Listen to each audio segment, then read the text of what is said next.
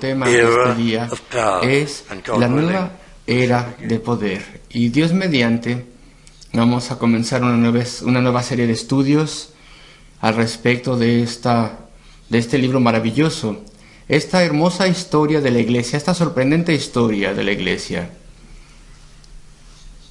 Tal vez todo esto sucedió antes del año 62 después de Cristo y fue escrito bajo inspiración aparentemente para una persona única, para Teófilo. En este versículo 1 lo vemos. Él era un caballero romano, un oficial romano de algún tipo, una persona de alto estatus. Él es, como se dice aquí, excelente Teófilo, donde se le llama en Lucas 1 más bien. El Evangelio de Lucas es dedicado y enviado a él también. Y ahí se le llama excelentísimo Teófilo, aquí en Lucas 1:3. Y ahora en Hechos se le llama Teófilo. Y se asume que nunca los cristianos utilizaban títulos de nobleza, y más bien se dirigían los unos a los otros como hermanos y hermanas de una forma más familiar. Y entonces se asume que Teófilo se había convertido en creyente entre el tiempo de recibir el Evangelio de Lucas y este tratado o recuento de la iglesia primitiva que venía de manos de Lucas. Es la obra de Lucas, el amado médico, como ustedes lo saben, estoy seguro, y es escrito, como dije, a un individuo, Teófilo. Y aún así, claramente es un registro inspirado y Dios tenía toda intención de que fuese publicado. ¿A través de qué medio? Pues no lo sabemos, pero bajo la sanción de los apóstoles, sin lugar a dudas, los cristianos notaron que era un libro inspirado, era una historia perfecta de la historia de la iglesia. Entonces fue publicado y distribuido y preservado a través de los siglos hasta el día de hoy. Siempre ha sido considerado como el libro que narra la historia de la iglesia primitiva más maravilloso, una obra maestra de narrativa que contiene los estudios de personajes más brillantes. No solamente una historia, es un libro de doctrina también, es un libro de confort, es un libro de inspiración, es un libro lleno de consejos prácticos, es un libro de modelos, de patrones para la iglesia. Y hay temas transitorios aquí en Hechos.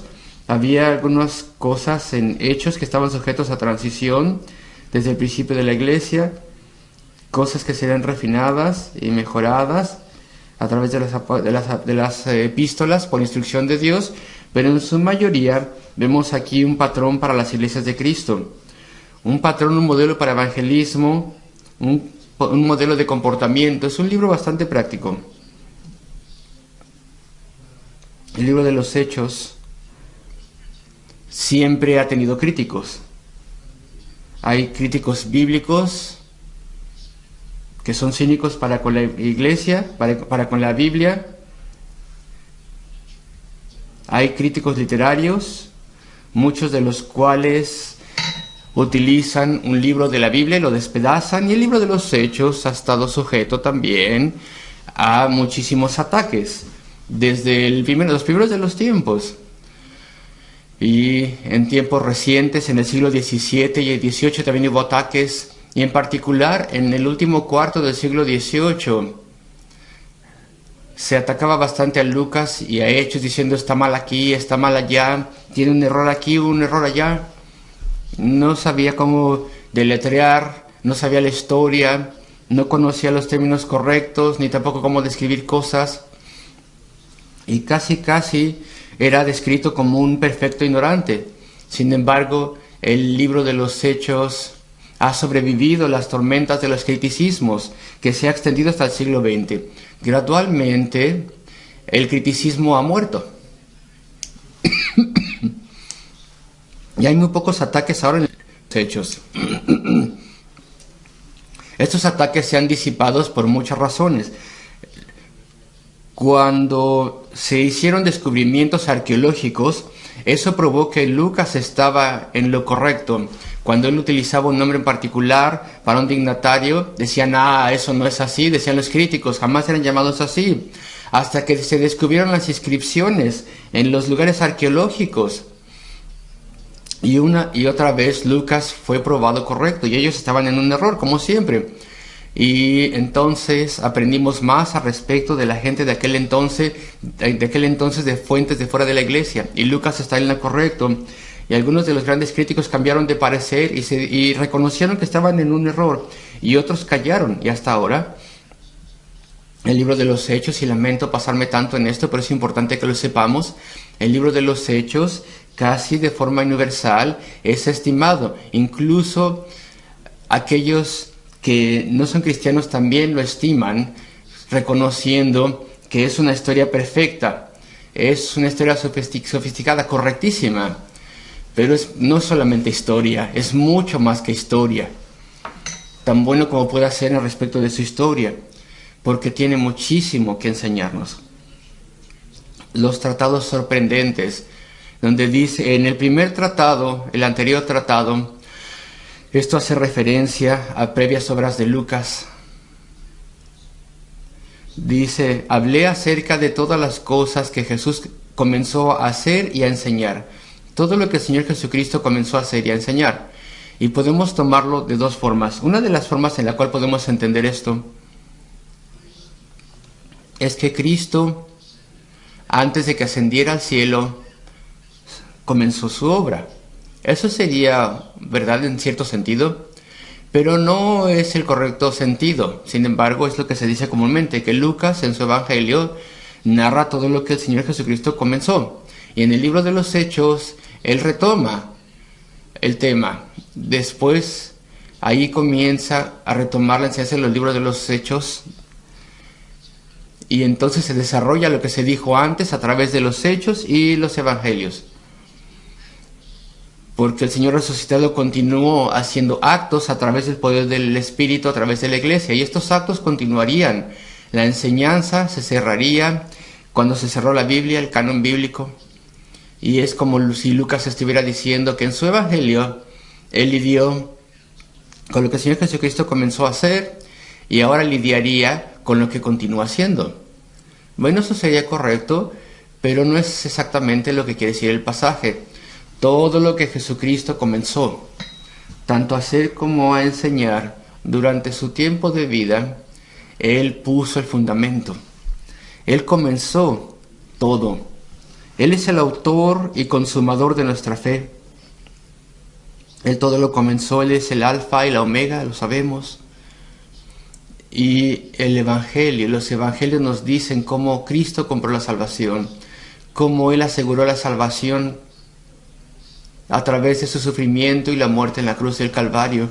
Nos dice al respecto del comienzo. No es simplemente que continúe lo que ahora continúa haciendo, lo que ahora continúa haciendo, sino que ese comienzo es el fundamento. Ese comienzo es la compra.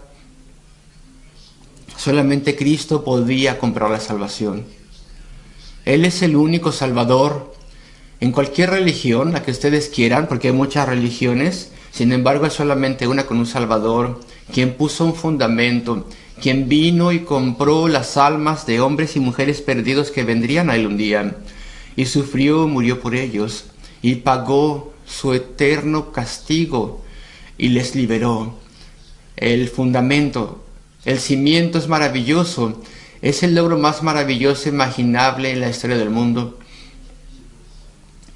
Lo que Cristo comenzó a través de su encarnación y su vida y su muerte redentora y su resurrección y su ascensión al cielo.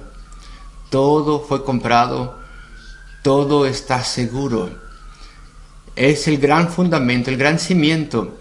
Y ahora viene la implementación. El primer tratado, oh Teófilo, en el primer tratado, oh Teófilo, hablé acerca de todas las cosas que Jesús comenzó a hacer y a enseñar.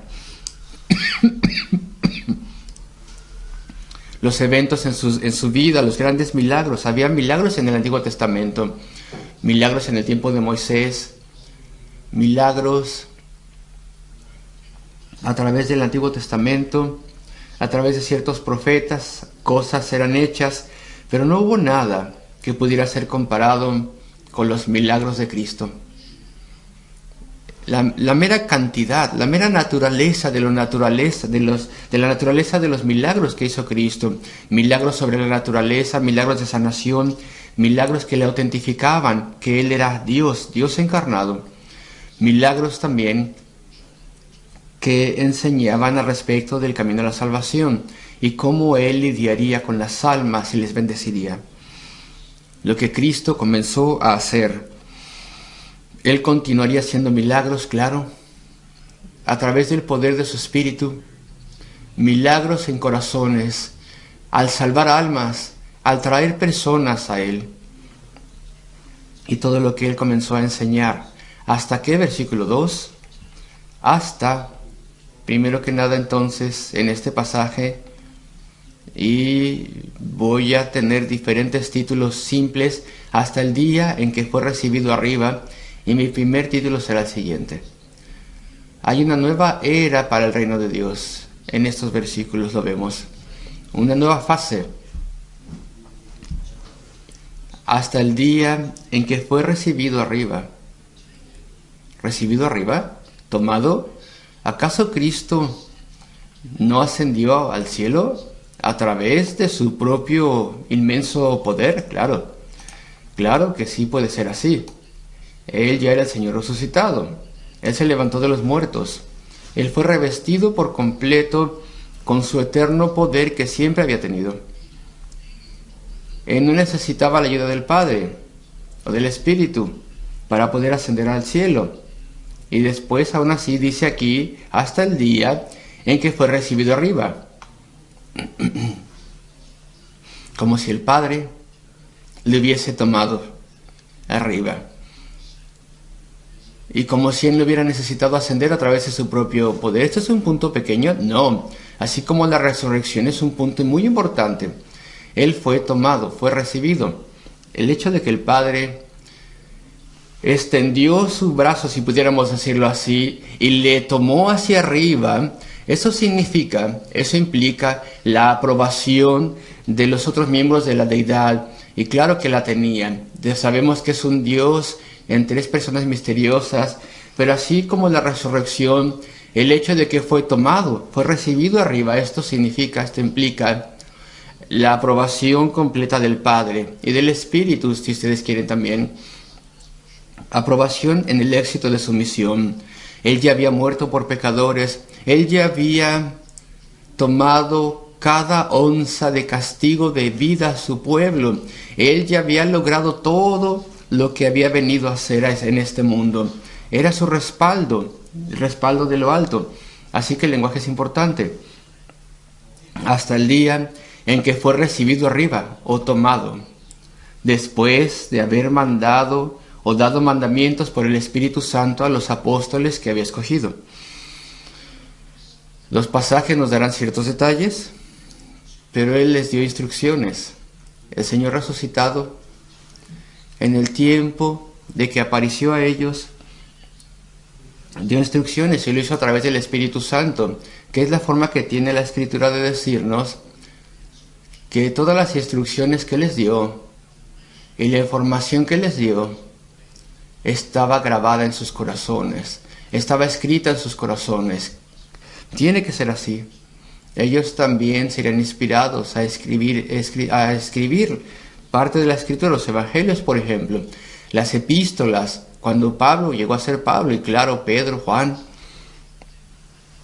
y todo lo que habían observado o escuchado de Cristo estaba escrito, grabado en sus corazones de forma indeleble, y ellos nos lo dirían a nosotros. Versículo 3, recordando que estamos hablando de la nueva era del reino, a quienes también, después de haber padecido, se presentó vivo con muchas pruebas indubitables. Si eran pruebas indubitables, claras, infalibles, sin lugar a duda, si Cristo se hubiera aparecido a ellos simplemente a través de un día, después de su muerte, tal vez hubiera habido ámbito para dudar, pero se apareció a través de 40 días. uno que ellos habían visto morir en esa cruz, había muerto allí. Ese que habían visto morir aparecía y tenía las heridas, sus cicatrices. Así que es correcto que la narrativa dice aquí, a través de muchas pruebas indubitables, les tocó, comió con ellos, era claro que era el Señor resucitado. Donde dice aquí entonces que le vieron 40 días y estaba hablándoles acerca del reino de Dios. Nuestro primer encabezado, una nueva era para el reino. El Señor resucitado les enseñaba al respecto del reino de Dios. Y lo voy a explicar brevemente. En los tiempos del Antiguo Testamento, ustedes sabrán, el reino de Dios no era diferente. Es decir, los creyentes, las personas que verdaderamente eran creyentes, convertidas, que habían venido al Señor y caminaban con Él, tenían salvación, ellos no eran un cuerpo diferente, distintivo, porque estaban mezclados con los incrédulos. Dios lidiaba con una nación, con Israel. Lidiaba con ellos como nación. Y entre ellos estaban aquellos que verdaderamente creían todo lo que se les había enseñado a esa nación, que verdaderamente y sinceramente adoraban a través de la adoración que Dios le había dado a esa nación, pero estaban mezclados con aquellos que eran verdaderamente del Señor y con aquellos que no lo eran. Y no había nada diferente respecto de la iglesia en el tiempo del Antiguo Testamento. Y cuando el Señor Jesucristo estaba predicándole a una gran multitud un día, utilizaba este vocabulario, estas palabras, y les decía, porque todavía no había venido la nueva era, les decía, el reino de Dios está dentro de vosotros. Y quería decir dos cosas a través de ello. El reino de Dios, claro, mora en tu corazón, es para individuos, para personas, y no es como tú crees, les dijo en efecto. Todos los judíos no son del Señor, no todos, solamente aquellos que verdaderamente caminan con Él. El reino de Dios está en tu corazón y está entre vosotros. Esta multitud de gente, algunos de ustedes son verdaderamente hijos de Dios y muchos de vosotros no lo sois. No son verdaderos creyentes. El reino de Dios está entre vosotros, está entre ustedes, entre vosotros, está dentro de vosotros como multitud. Pero ahora una nueva era ha llegado. Cristo ha venido. El Espíritu va a ser derramado sobre los discípulos y la nueva iglesia cristiana será formada. La iglesia ahora será diferente. Y habrá iglesias individuales, locales. Seremos una unidad visible de personas que profesan haber buscado y encontrado al Señor. Y ya no será el caso de que tal vez Dios esté lidiando con Inglaterra, cristianos entre estos pueblos de Inglaterra y no cristianos, y la iglesia no es diferente como en el Antiguo Testamento. Ya no es así. La nueva iglesia, la nueva era, el reino de Dios será visible y diferente en las iglesias cristianas. Judíos y gentiles que son convertidos ahora están unidos en iglesias específicas, y Cristo les enseñaba respecto del reino de Dios. Es una nueva era para el reino de Dios. Y entonces mencionamos estas cosas en particular. Versículo 4. Y estando juntos, les mandó el Señor que no fueran de Jerusalén. Y voy a mencionar esto. El griego podría ser traducido cuando dice esta parte, que no se dividiesen en Jerusalén, porque muchas cosas podría haber desembocado en que tuvieran que dividirse. Los apóstoles tienen que estar juntos hasta que el Espíritu Santo fuera derramado. Le necesitaban, habría una nueva era y tenían que estar juntos para que el Espíritu fuese derramado sobre la nueva iglesia de Jesucristo. La desesperanza podría causar que alguno se apartase. El desacuerdo entre ellos tal vez también. Sin embargo, ellos tenían que estar juntos y tenían que esperar el tiempo del Señor en oración, y lo hicieron así. Y versículo 5. Y esto trata respecto del nuevo poder, una nueva fase para el reino y un nuevo poder.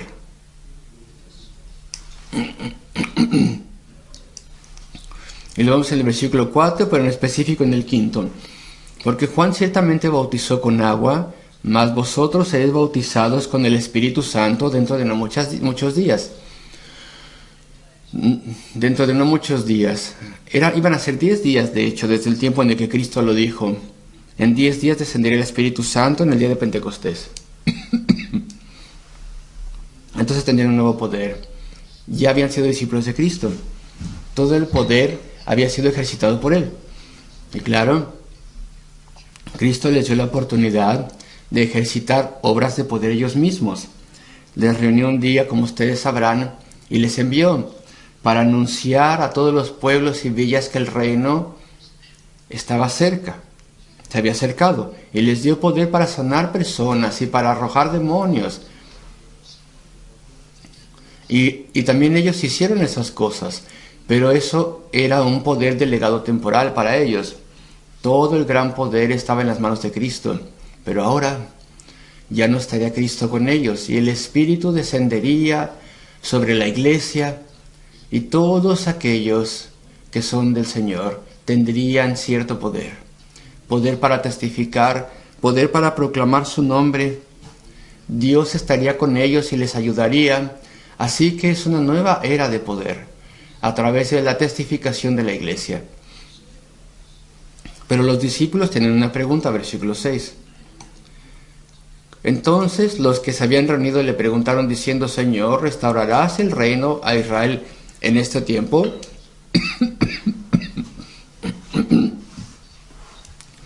¿Qué es lo que tenían en mente los discípulos? Pues yo creo que es muy probable que tenían su noción todavía que el trato especial de Dios para con los judíos nunca terminaría. Los judíos ya no tenían su propio rey, su propio gobierno, estaban bajo el César, estaban subyugados como país, invadidos, y querían que llegase el día en el que el reino judío se restaurase y prosperase, y deseaban eso la población en general.